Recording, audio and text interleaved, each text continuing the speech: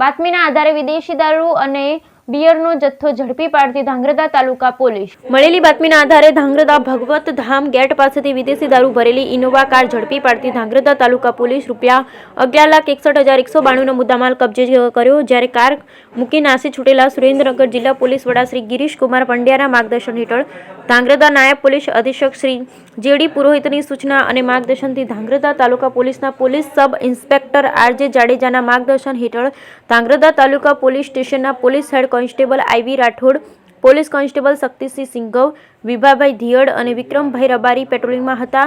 તે સમયે police constable વિક્રમભાઈ રબારી તથા વિભાભાઈ ધીયડને મળેલ ચોક્કસ બાતમીના આધારે ધાંગ્રધાના ભગવતધામ ગેટ પાસેથી શંકાસ્પદ ઇનોવા કારને રોકતા ચાલક દ્વારા કારને આગળ રેઢી મૂકી નાસી ગયેલ। ત્યારે ઇનોવા કારની તલાશી લેતા કારમાંથી ભારતીય બનાવટના વિદેશી દારૂની અલગ અલગ બ્રાન્ડ્સની 401 બોટલ તથા 300 ઘડ સાઇડ બિયરનો જથ્થો મળી કુલ ₹1,61,192 તથા ઇનોવા કાર મળી કુલ ₹1,61,192 નો મુદ્દામાલ પકડી આગળની તપાસ પોલીસ કોન્સ્ટેબલ ઇન્દ્રજીતસિંહ રાઠોડ ચલાવી રહ્યા છે। Bureau report Hitesh Rajpara, Dhrangadhra.